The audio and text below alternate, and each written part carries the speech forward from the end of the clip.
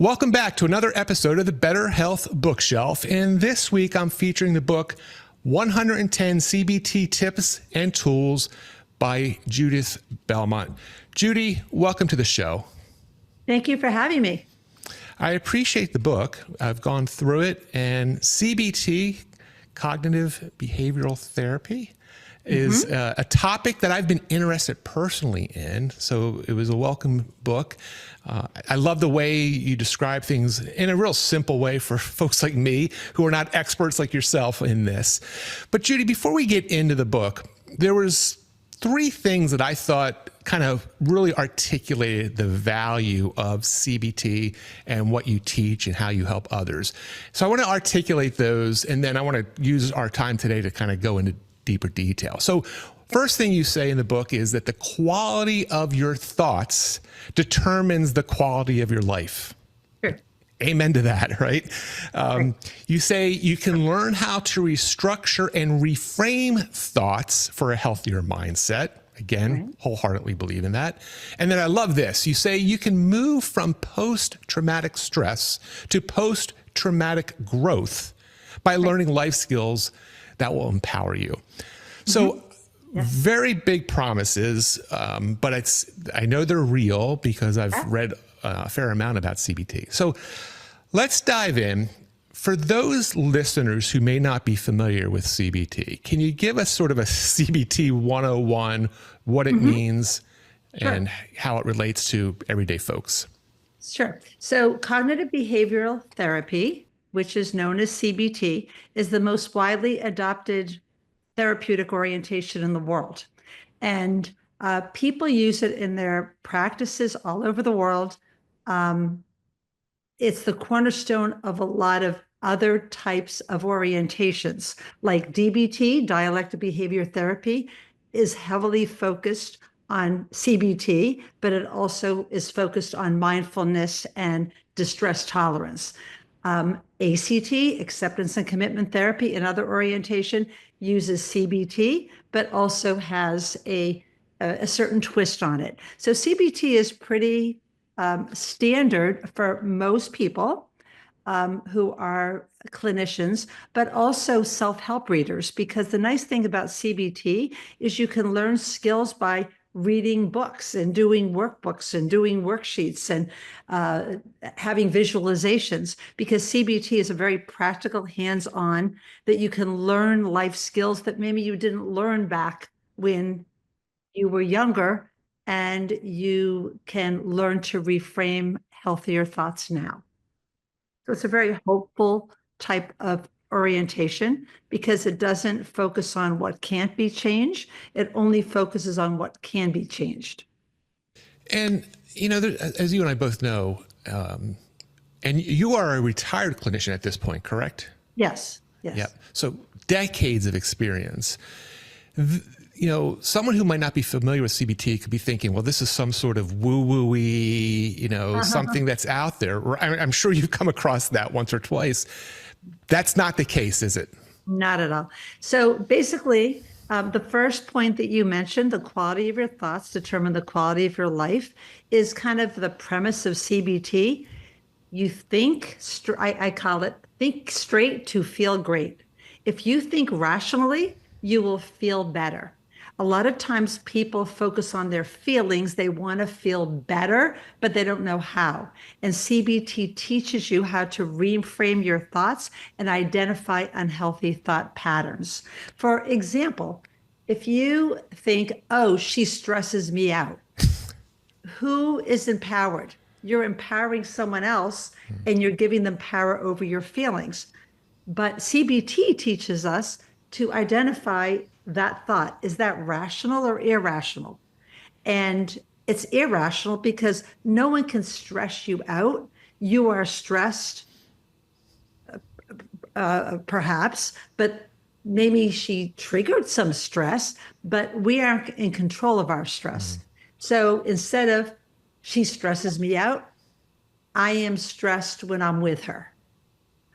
Or he makes me so angry, I am angry at him.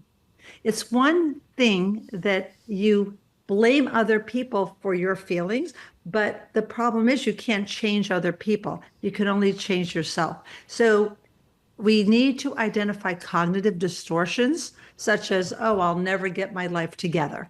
That would be an example of irrational thinking. So you identify the cognitive distortions, which are that word never, I'll never get my life together. How do you know? So that's called fortune telling. That's an example of a cognitive distortion. Another cognitive distortion is black and white thinking. I'll never get it together. Well, maybe some of your life is not going to be as together as other parts, but we're not just one-dimensional people. So this is just an example of how we identify thoughts that create our feelings. So people who are depressed, anxious, low self-esteem, substance abuse, all and many other issues, but those are very common issues that CBT addresses, because if you think depressing thoughts, and we often have our own self-talk much worse than we would talk to anybody else, then we're not going to feel good. If we think in healthy ways and we're nurturing to ourselves and we think more temporary rather than all or nothing permanent, we're going to feel better. Yeah. And that comes across obviously in the teachings, and you have several books. We're just focusing on one of your most current or recent books. But Judy, what about, and I know, so it's a leading question, past trauma, past wrongdoings by either people, well, primarily people, I guess, but things that have happened in people's past. That is another area I know that CBT is very focused on, trying to help folks. How does it relate to people who've had trauma in the past? And can you share some insights there? Because I'm sure a lot of folks, have, unfortunately, those experiences. Right. And, I would have clients that would say, oh, so many people have it worse than me. I shouldn't feel that way. Mm-hmm. Shoulding is another cognitive distortion. So accepting that you've had trauma in whatever way that it was, and how you can grow from it. Having a growth mindset instead of a fixed mindset. A lot of times trauma can shape us, but we can also choose to make it shape us in ways that make us deeper rather than weaker. We have the ability to choose our response to the trauma. But it's very important to recognize it. And CBT is not a panacea for everything. Sometimes real deep-seated trauma keeps us scarred. However, those scars can heal over time, and it can make us, as I said, deeper rather than weaker. So you can't change your past. You can change how it affects you. The thing with people who are victims of trauma, in many different ways, there's no shortage. Even the estrangement of a loved one, the death of a loved one, the loss of a friend. I mean, there's all sorts of ways people can be traumatized. To accept that it hurts and be honest with your feelings and realize that you can grow from the hurt. And a lot of times people get stuck. I'm thinking of, someone who's spouse, a friend of mine's spouse left her for someone else. And she's so stuck because her life will never be the same. Yes, that's true. That's actually not irrational. That is true. But that doesn't mean that it can't have beauty in it. But a lot of times people think there's only one way for them to be happy. And so growing from the hurt is important. I think of Kubler-Ross's 5 stages of grieving. There's denial, anger, bargaining, depression, acceptance. And no matter how traumatic your situation, you could always grow from the hurt, become more empathetic to yourself, and find beauty in that also. It's interesting to me. I'm a very analytical person. I studied engineering in college. I'm very thoughtful. I'm very, detail oriented. And I consider myself a thinker, if you will. What about people, Judy, who, I mean, let me take one step back.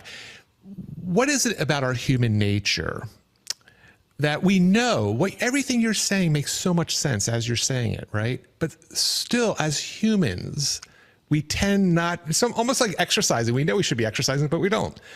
What is it in your with all your years of experience? Have you been able to pinpoint why do humans do this? Why do we have this sort of default mechanism that we know is not good for us, and yet we still do it?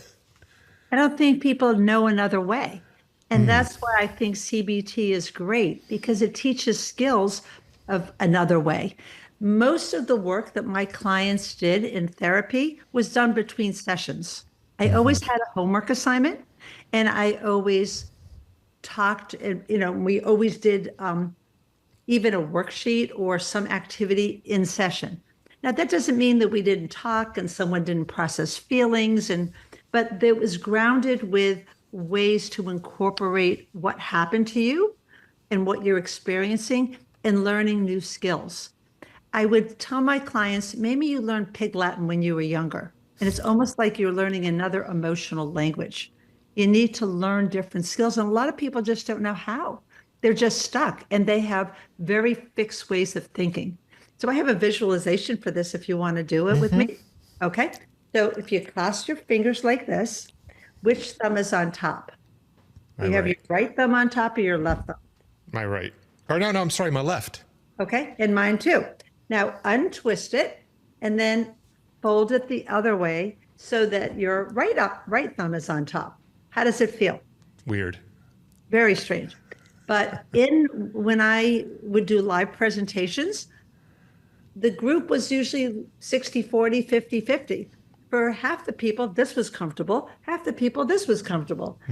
So many times people think there's only one way to be comfortable, one way to look at things. And it shows you how important it is to shift perspective just a little bit, just so that you look at things in a different way. People get entrenched in a certain way of thinking, and they just don't know how to change it. So what I would tell them is, for instance, write your thoughts down and then ask yourself, is it rational or irrational? Is it permanent or temporary? Am I saying I'm a failure or I'm disappointed that I didn't succeed? There's a very different way that we can self-talk that is more loving, more forgiving, and more self-compassionate. But people reserve the most judgmental stuff in their head for themselves. And they often don't think that they deserve forgiveness and self-compassion. And to me, self-compassion and self-forgiveness, not knowing then what is so obvious now, is one of the cornerstones of self-esteem. It used to be thought that self-esteem was gotten by achievement, being better than average, but that would leave the bottom half of the class very unhappy.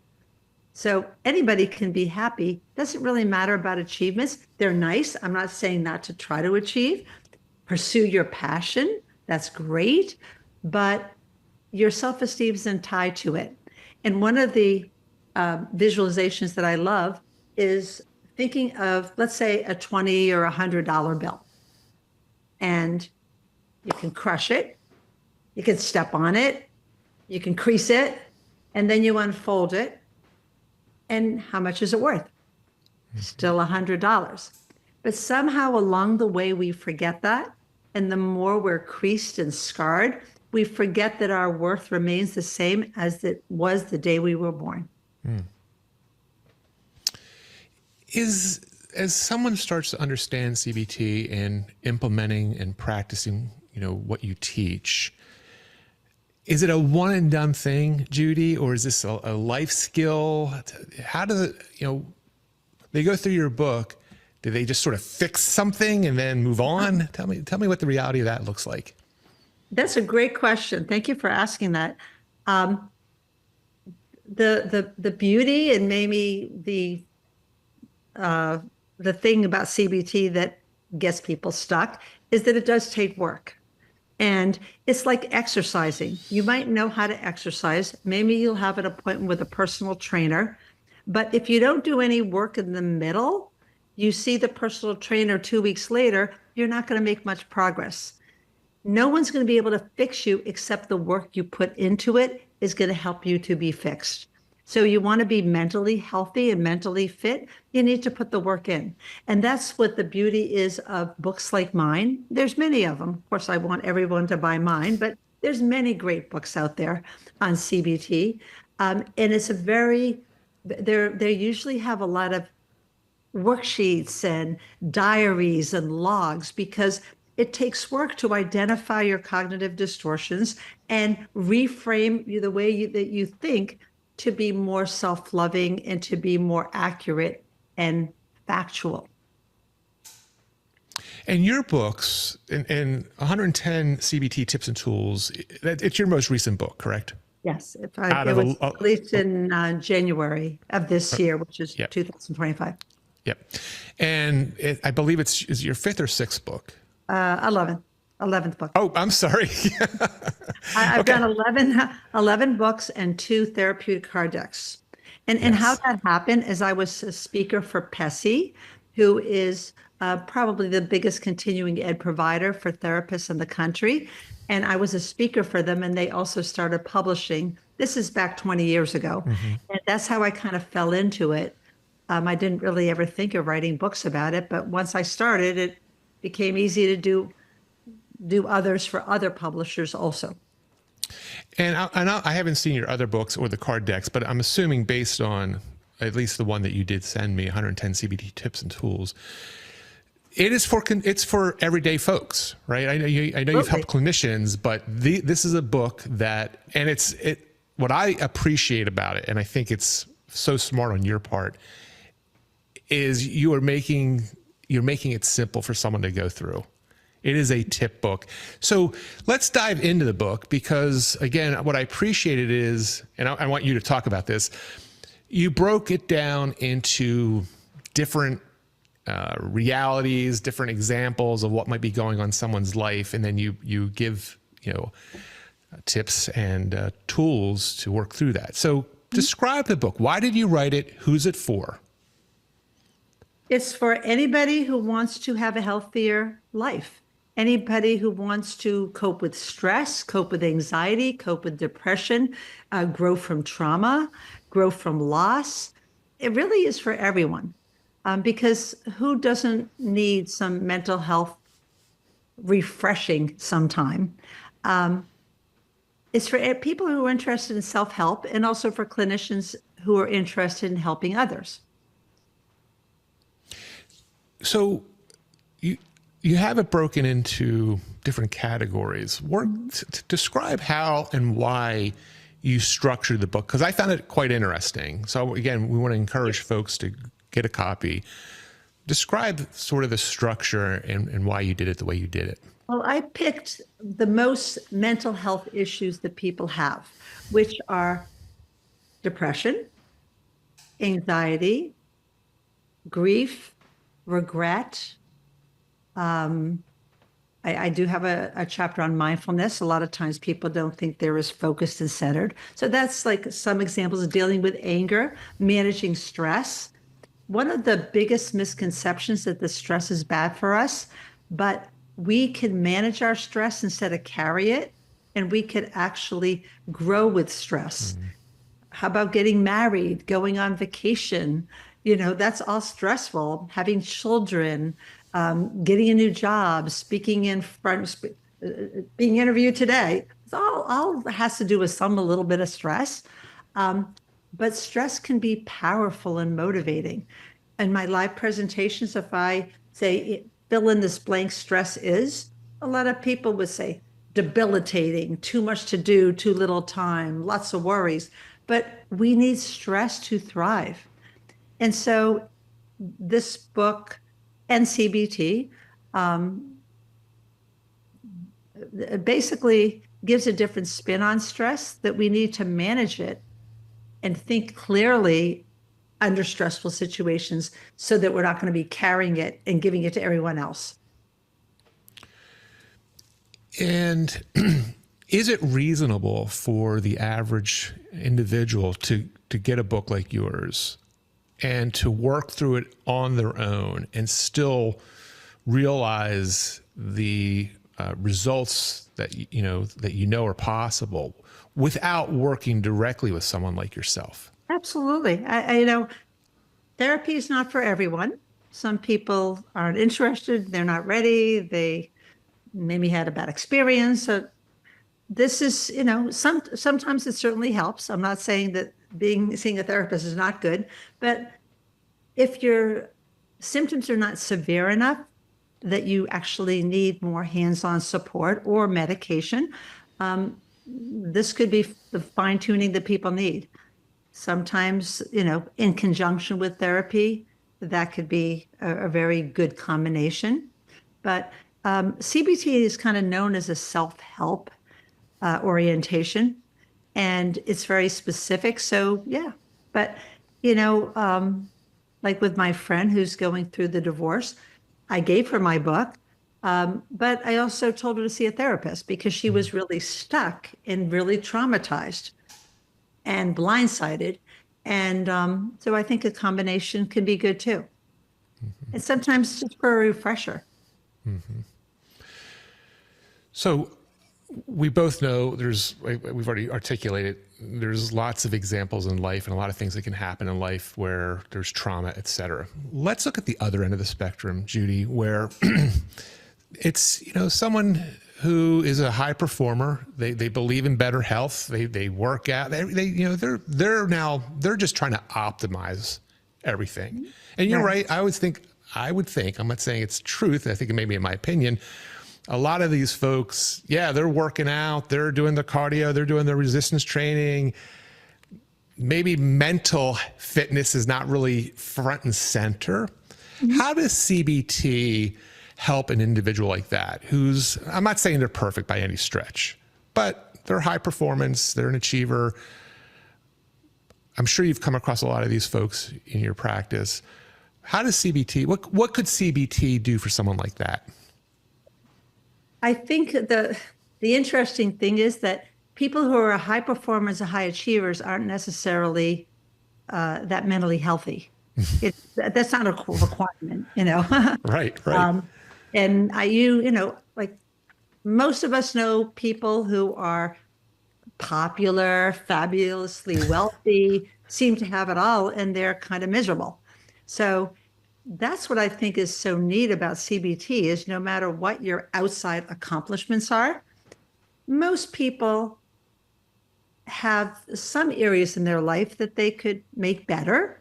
But obviously people who are feeling like they aren't where they want to be emotionally would probably benefit more from CBT.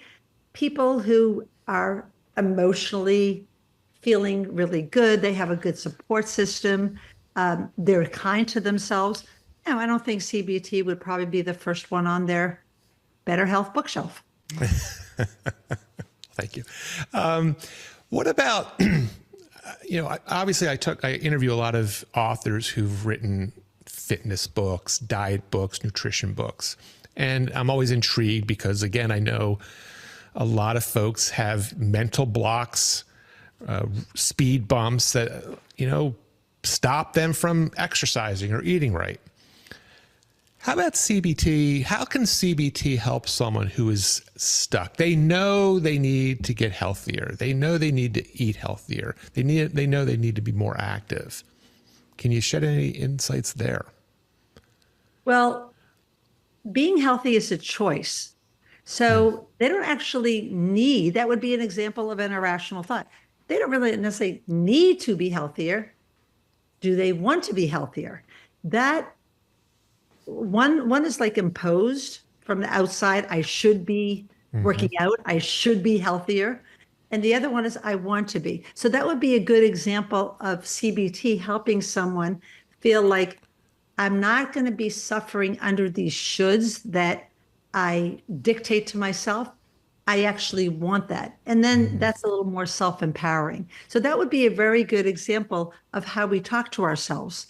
If someone said to me like, oh, I have to go to work or something like that, I would say, do you have to go to work or do you choose to go to work?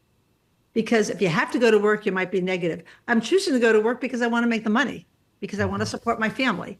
So a lot of times people don't feel empowered and then they feel kind of stuck.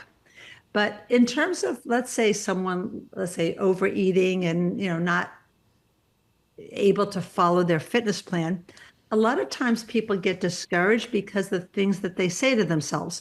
So I constantly would ask my clients if they would say, oh, I just, pigged out on, cookies this week and I just couldn't stop.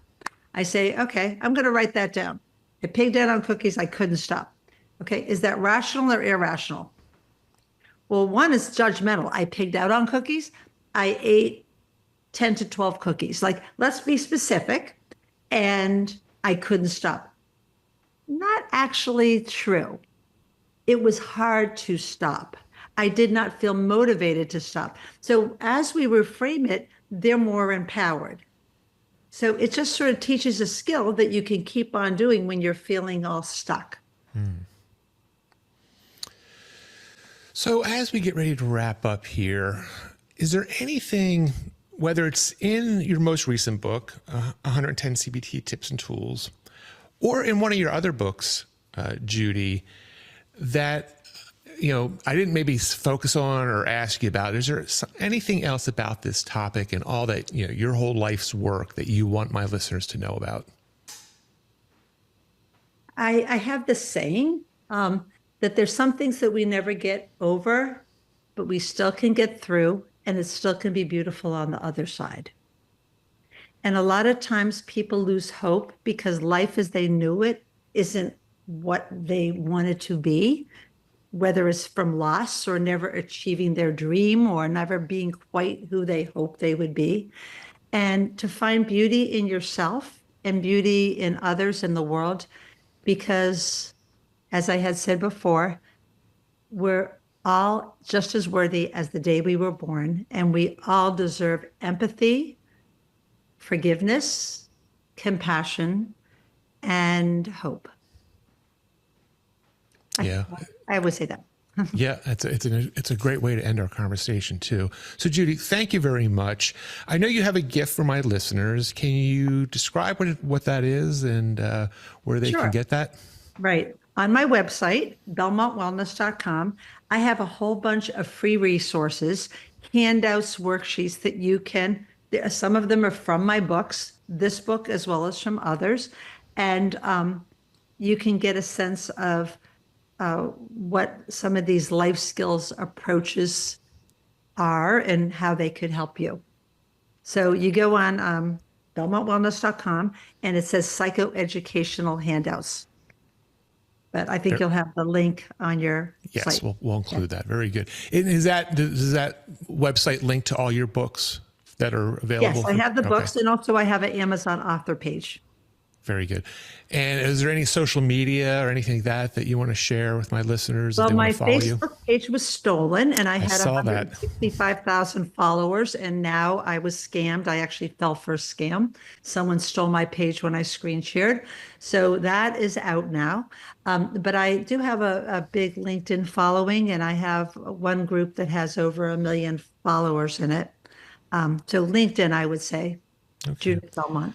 By the way, you're the second, actually, and she was also from New Jersey, even though I know you're not from New Jersey per se, but she lost her Facebook group recently, tens of thousands. So I don't know what's going on, but. Well, I fell for a scam. Someone was, I fell for a scam. They screen shared my page with someone who was getting me ready for an interview, but they were just scammers, and they stole, because I had a lot of followers. So don't look at that one. That's all like crazy stuff on there now. Okay. Well, Judy, thank you very much. Thank you for, helping so many people over the years and continuing, even in retirement in quotes, to continue to help folks. So I really do appreciate your time today. Thank you very much for having me. I really enjoyed talking to you. You're a great interviewer. Thank you.